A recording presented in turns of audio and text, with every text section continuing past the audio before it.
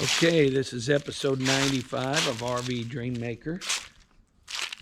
And in this episode, we are at Malmstrom Air Force Base in Great Falls, Montana.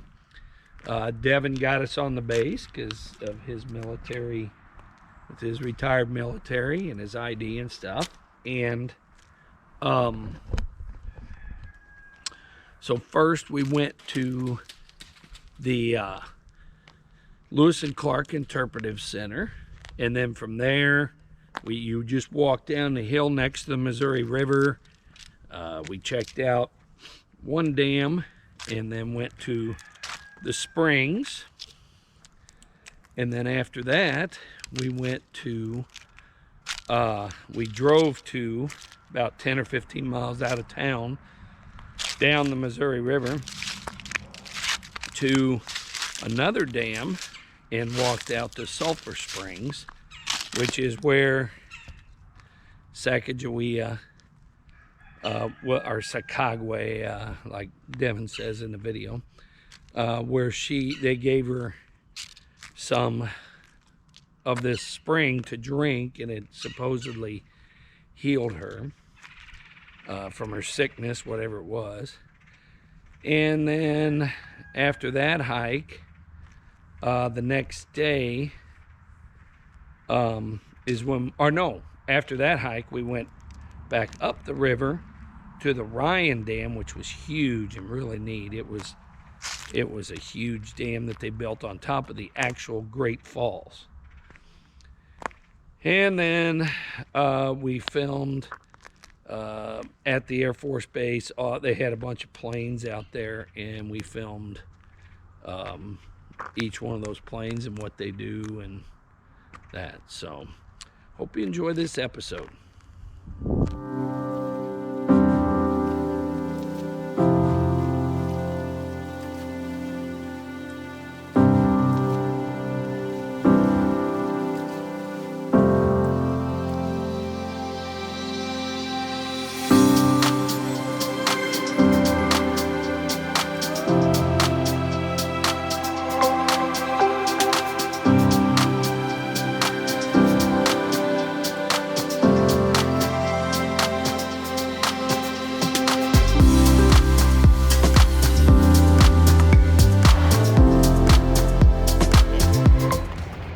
You are observing Black Eagle Dam, one of 5 hydroelectric power facilities in the Great Falls area.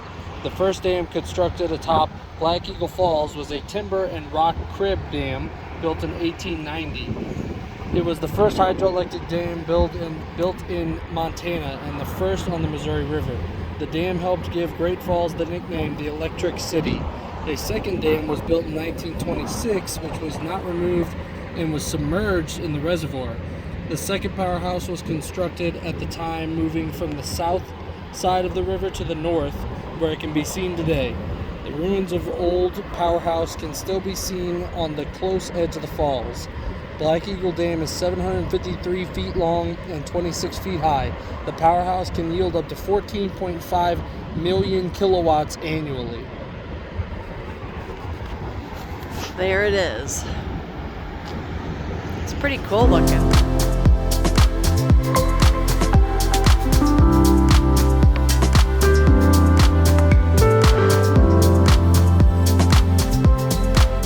So we're in Lewis and Clark Interpretive Museum.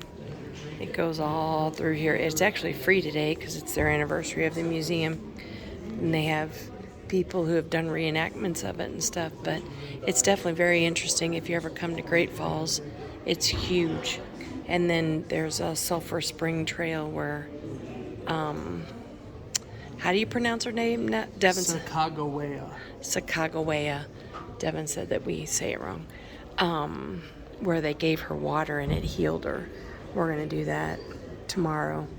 But this is a pretty neat interpretive center, and they've got a bunch of facts and about their whole journey. So definitely recommend it if you're in the Great Falls area.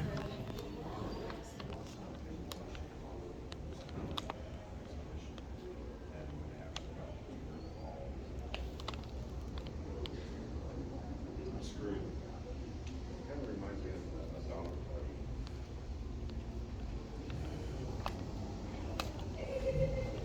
Yes. I love that place.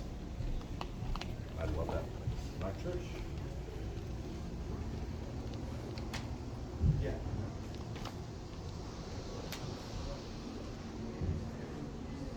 So. This is a few routes. It's got the Snake River where we were parked by.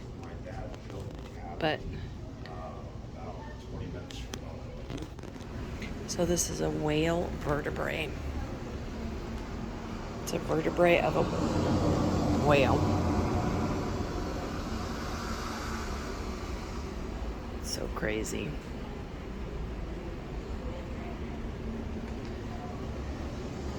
And this is where they split up on the way back. Clark went one way and Lewis went the other way. Lewis went up to Montana. Clark went down to Yellowstone area. They split up. So this is Clark's route this way. And then this is Lewis's route this way. It's got a lot of information.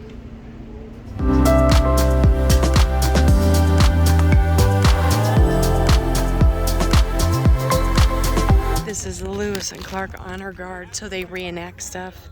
So there's the boat that they reenacted and put the sail on, pulling it up the hill, and this is all of their stuff. They got a much better bear now. There was some kind of weird bear. It looked like an aardvark. Or a... Oh, okay, yeah, that actually looks like a bear. The other one looked like an anteater with a short nose. It was bizarre. But...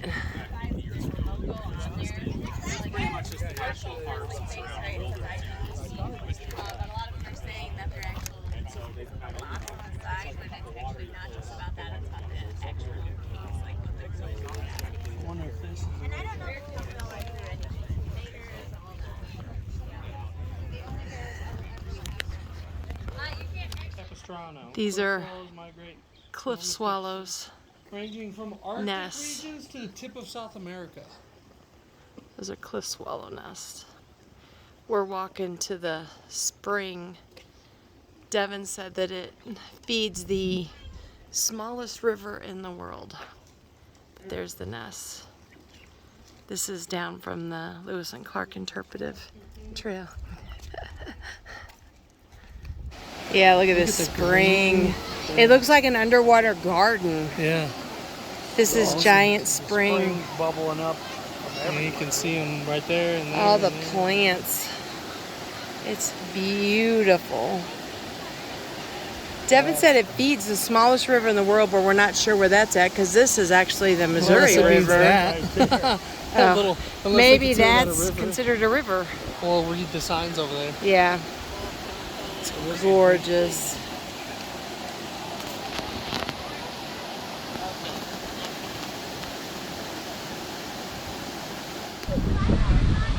Okay, this is the shortest river at only 201 feet in length. It is the Roe River, which is right here, that comes from the spring. Gets its name from, commonly means fish eggs. Huh. Missouri River is the longest in the country, stretching 2,540 miles, 200 miles longer than the Mississippi. You can see how it flows out into the river, and you can see it's blue, green, and then when it hits the river water, which is brown, it's separate, but it's pretty neat, the coloring too. 150 million gallons a day. That's crazy.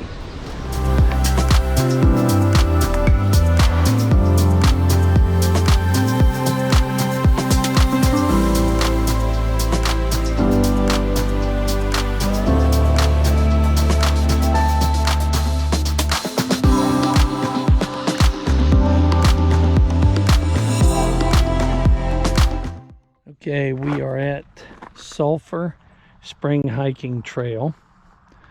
We're over here by the Maroney Dam.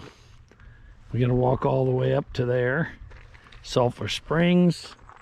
It was Sacagawea. They gave it to her. Sacagawea. Sacagawea is really how you're supposed to pronounce it, but they she was deathly ill for a week, and they had bloodletted her and everything.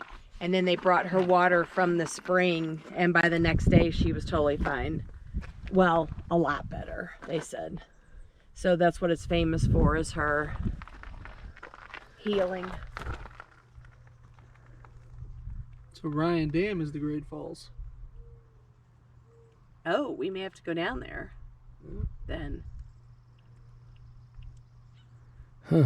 Well, Upper here's Black Falls. Eagle Dam. So that's considered Upper Falls. So this is Black Eagle Dam here. That's what Devin said. That's like Great Falls, yeah. So where what we Here's saw? Ryan, We saw Black and Eagle. this is Moroni. We saw Black Eagle. This is Ryan, which we could have gone to, but then we're at Moroni right now. Yeah, we'll So have we to could go to drive back Ryan up on to our way Ryan, 'cause out, it's called the so I Great can Falls. see it. Yeah, we can see the Great Falls. Wipe your shoes. Yeah. No, wipe your shoes. No, they're very serious. I know, wipe them. I washed mine in the washing machine. He has wiped his. Mine too. Well, I washed mine in the washing machine. Okay, there's the dam over there. It's flowing like crazy.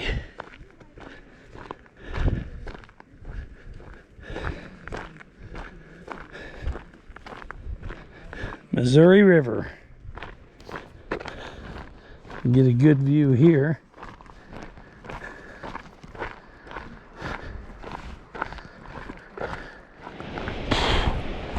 Can't hardly talk because there's bugs everywhere. So I gotta cover my mouth. But there's a tributary, I guess, or another river flows into Missouri. We're almost to the sulfur springs, but the bugs here, they're not really biting or anything. It's like they're a ton of moss. It's terrible. Okay, so that's called the Portage Creek, and it says the mouth of Portage Creek served as gateway of the Portage route around the rapids and water obstacles of the Missouri River. Undeterred by the obstacles, the men labored to begin the arduous portage. At Lower Portage Camp, the men stashed the white pirogue and cake supplies just 1 mile downriver from the mouth of the Portage Creek.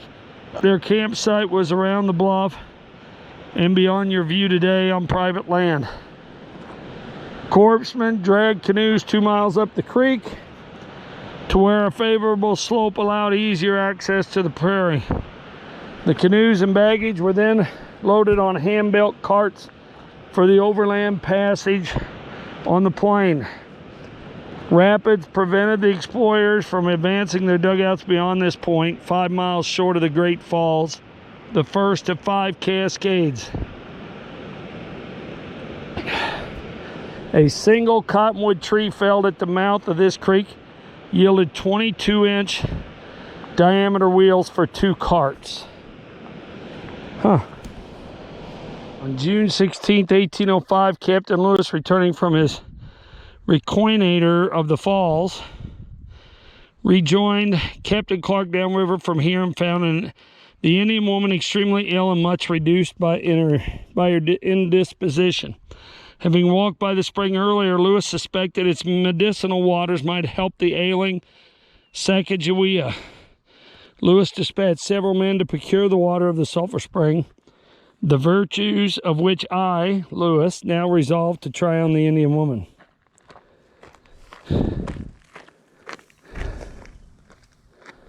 And it must have healed her.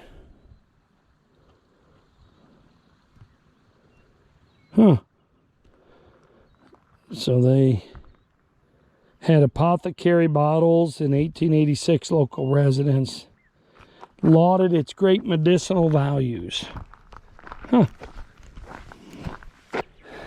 really smell it. I figured it would really smell.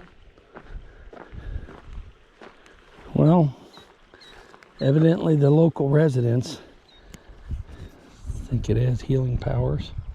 Oh, Oh, they do? Yep. Looks like a deer or something walked right through there. See its tracks over there? No. Look to your right. Oh, right there. Yeah. Huh. Here's the beginning of the spring. Yep.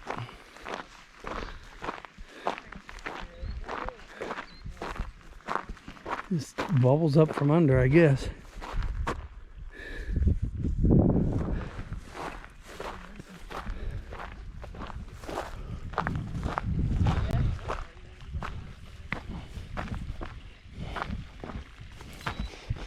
Well, you can smell it now. Ooh, you can smell the sulfur. Whew. You can see the color up here. That's why they call it Sulphur Springs.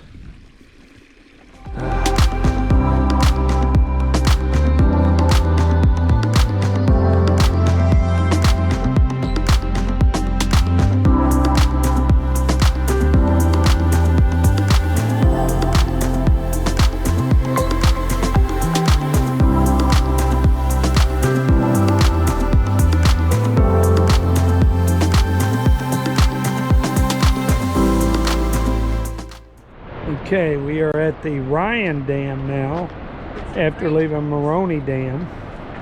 Not very far up the river, really, but you can notice that the dam is above the Great Falls, because you can see all the rocks, and that's, I guess, where Great Falls got its name, even though we're probably 15 miles from Great Falls or something like that, 10 miles maybe. Ooh, weird looking bridge across there.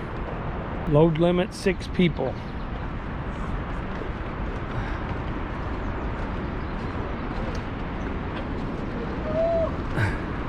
Oh wow, this thing shakes pretty good. You can see the dam.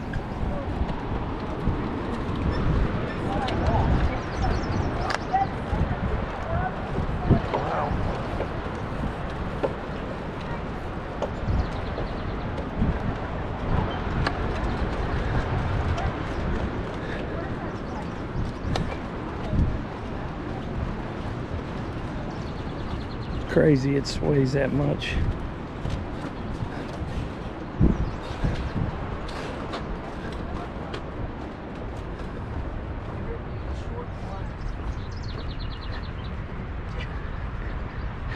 Evacuate the island if you hear 8 short blasts. Oh, that's not good. I guess that means you're in trouble. What if we only hear 7?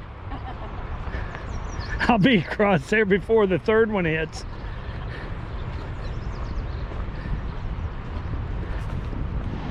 Okay, here's the Great Falls. Then they built the dam right above it. Pretty nice. It's crazy as the Great Falls. Yep. Turbines on my right. Enough to power about 54,000 homes. Each turbine rotates at 200 RPM and provides 14,000 horsepower to the generator above it. Wow. It's all geometry. After Captain Lewis arrived at the Great Falls, it was now Captain William Clark's job to measure and map them. Captain Clark, using a sextant and a rod, employed geometry to measure the falls. Using his surveyor's tools, Clark measured the falls to be a height of 97 feet 3/4 inches. Clark's measurements were remarkably accurate. Recent electronic measurements record the height of the falls as 96 feet 3/4. Clark was off by a mere 1 foot. Huh.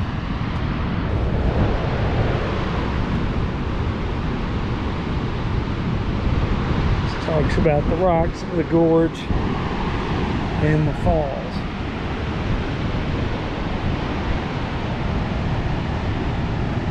Oh, this is a picture before they put in the dam. So that's what Lewis and Clark would have seen. Only the whole thing was covered in water. The dam's keeping it from covering the whole thing.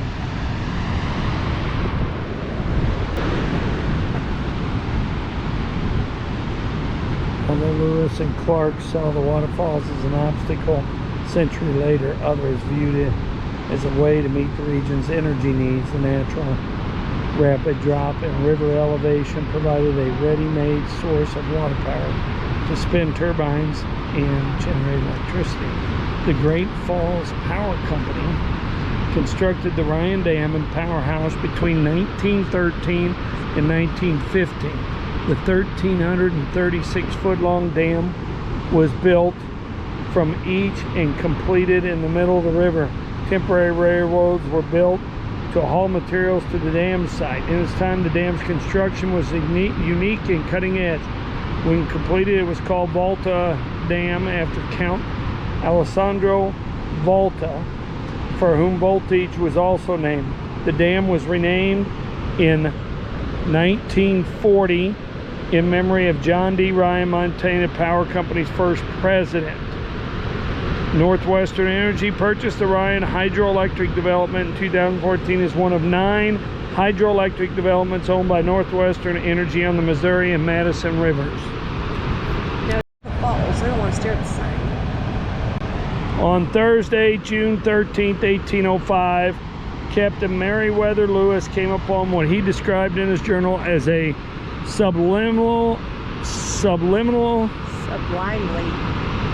grand spectacle.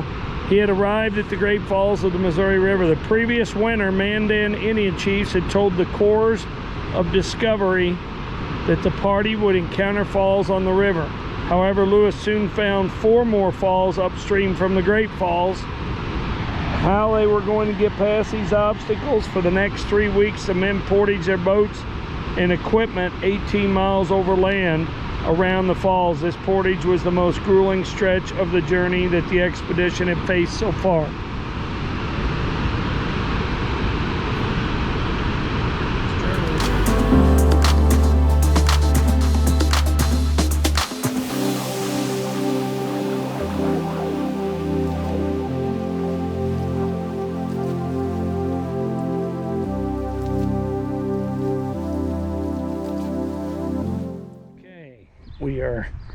We came back over to where we filmed the other night to do some video on this.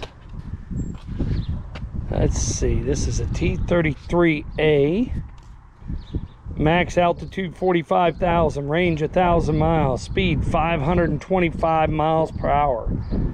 Early models had 250 caliber machine guns in the nose.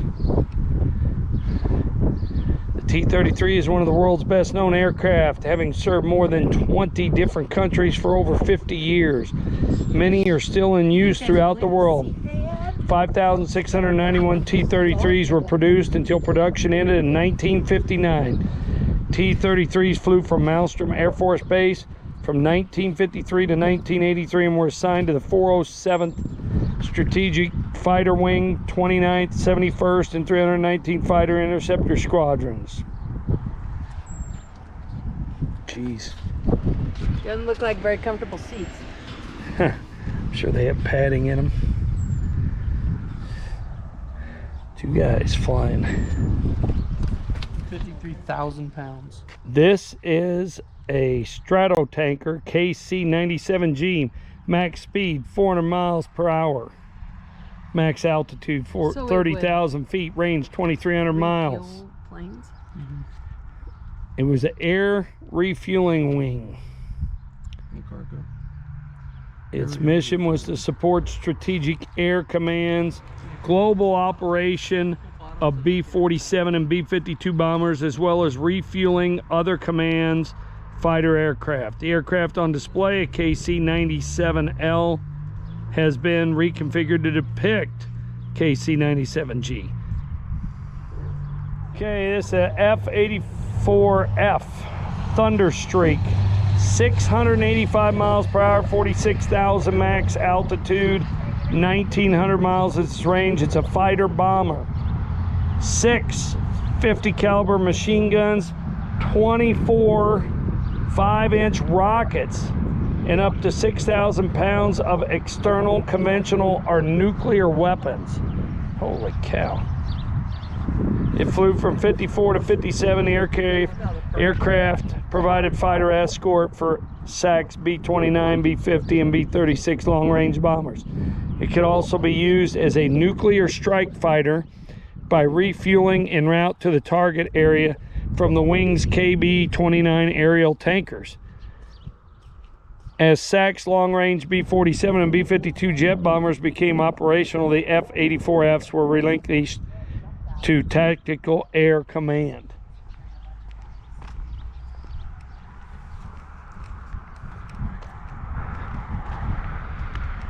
It's a Huey UH-1F Huey or Iroquois, 140 miles per hour, 24,800 max altitude, range 330 miles. Mission field support and rescue. The U.S. Army employed these helicopters in various roles, including that of an armed escort or attack gunship in Vietnam. In 1963, the U.S. Air Force began ordering the UH-1F to support supply and security requirements in their vast missile fields. Currently operated by the 341st Missile Wing's 40th Helicopter Squadron, they are also used for approved emergency rescue missions throughout Montana, Idaho, and portions of Wyoming. Okay, this is the Minuteman III. It is goes 15,000 miles an hour. It's 700 miles over its max altitude, and over 8,000 miles is its range. It is for nuclear deterrence. The U.S. Air Force selected Central Montana for the initial Minuteman missile system deployment. The 341st Missile Wing currently operates 150 Minuteman III missiles and 15 missile alert facilities in an area that covers 13,800 square miles. In 1962, the wing played a major role in resolving the Cuban Missile Crisis by bringing the first Minuteman missiles to alert status well ahead of schedule, forcing the Soviets to reconsider their plan to place nuclear-tipped missiles in Cuba. The nation's first Minuteman IA went on alert at Launch Facility Alpha 6, located between Monarch and Nehart, Montana, on U.S. Highway 89. The Transporter Erector goes 40 miles per hour. It is 13 feet 5 inches in height. Its weight empty is 42,720 pounds. Its weight loaded is 124,945 pounds. It transports, remove, and in place Minuteman missile rocket motors.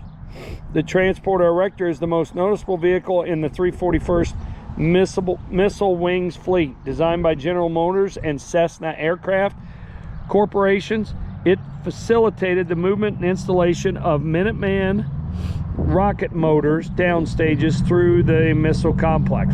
Original cost was $1.3 million. It was powered by a General Motors 702 cubic inch V12 engine and a 15-speed manual transmission. TE hoist cabling is over 1 mile in length. This TE was in operation until 1989, when it was replaced by a state-of-the-art diesel-powered unit. If you notice, there's 28 tires on this thing. Pretty incredible. Okay, the B-25J is a Mitchell bomber. Max speed 72 miles per hour. Probably 272. Or 100, you can't read that. Max altitude 24,200, 1,350 miles range. A medium range bomber. 12 to 18 50 caliber Browning machine guns and up to 2,200 pounds of internally carried bombs. The Doolittle Raiders flew B-25s from the aircraft carrier USS Hornet to make the first U.S. airstrike against the Japanese homeland during World War II. 732 B-25s transitioned through Great Falls en route to Russia under the World War II Lend-Lease program. The aircraft is marked for the 490th Bomb Squadron, now the 490th Missile Squadron, that flew B-25s in the China, Burma, India theater during World War II.